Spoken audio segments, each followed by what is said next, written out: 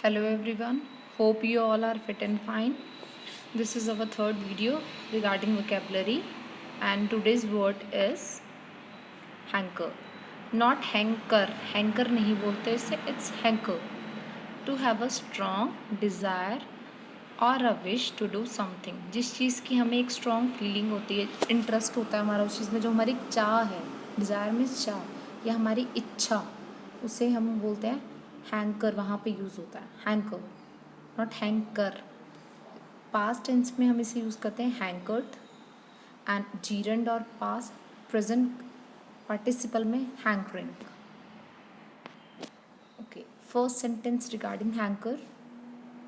While on a diet I always hanker for chocolates. यहाँ पे कोई डाइट पे है पर्सन, तो उसको एक क्या है, डिज़ायर है कि जब वो डाइट पे था तो यह है, तो उसे चॉकलेट्स की एक इच्छा थी या डिज़ायर थी, तो वहाँ हमने यूज़ किया हैंकर.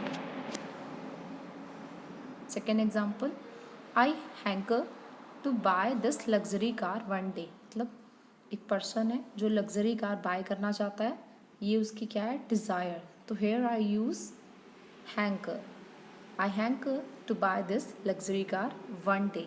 एक दिन, किसी की डिज़ायर है ये. Next is hankering. I N G continuous में हम लोग ये यूज़ करेंगे. Many youngsters are hankering to pre book iPhone 12. अब हैंकरिंग की जगह डिज़ायर वर्ड या विश वर्ड यूज़ करें अगर हम, many youngsters are many youngsters are desiring और wishing to pre book iPhone 12. Same बात है, बट अगर आप हैंकरिंग वर्ड यूज़ करोगे तो it's you feel different while using this type of vocabulary, so try to use this. Many youngster मतलब बहुत सारे यंगस्टर्स हैं जिनकी इच्छा होती है या डिज़ायर होती है कि वो आईफोन 12 आए तो उसकी पहले ही बुकिंग करा कर रखें. Next is hankered sorry. Simone underwent a hair treatment as she always hankered for straight hair. तो यहाँ सिमोन एक गर्ल है, आप पिक्चर में देखो, उसमें क्या है, वो हेयर ट्रीटमेंट करवा रही है क्योंकि ऑलवेज उसकी एक विश थी या उसकी डिज़ायर थी कि उसके बाल स्ट्रेट हो. Okay, now tell me in comment section, have you ever hankered for something. ये आपकी कोई विश थी, डिज़ायर थी, mention in the comment box. And next will do an idiom. Okay, to give the benefit of doubt, मतलब to believe someone or something even you are unsure. किसी पर विश्वास करना, आप श्योर नहीं हो तब भी.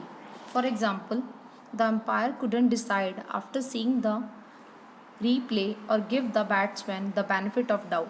जो एम्पायर है उसने क्या किया, couldn't see after seeing the replay, उसने रीप्ले देखा है पर उसके बावजूद भी वो डिसाइड नहीं कर पा रहा वेदर द बैट्समैन को चांस दिया जाए कि नहीं, तो उसने बेनिफिट ऑफ डाउट के कारण बैट्समैन को चांस मे बी दे दिया क्योंकि उसे डाउट था, इज़ नॉट श्योर. तो हम लोग जहाँ पे श्योर नहीं होते, एक डाउट होता है हमें. Next, he told us about his success story and we gave him the benefit of doubt.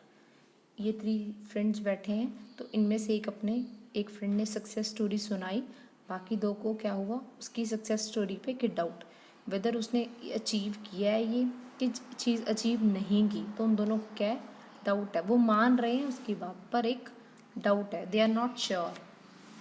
Next is when Kiran didn't do his homework the teacher didn't give him the benefit of the doubt and decide to punish him.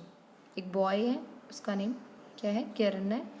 उसका face देखो, मतलब उसे punishment दी हुई है teacher ने, wall की तरफ वो देख रहा है.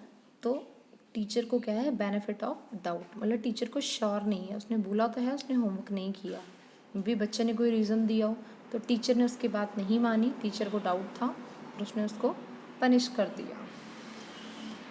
Okay, right in comment section, have you given a benefit of doubt to someone. अगर किया है तो क्यों एंड वाई. Thank you.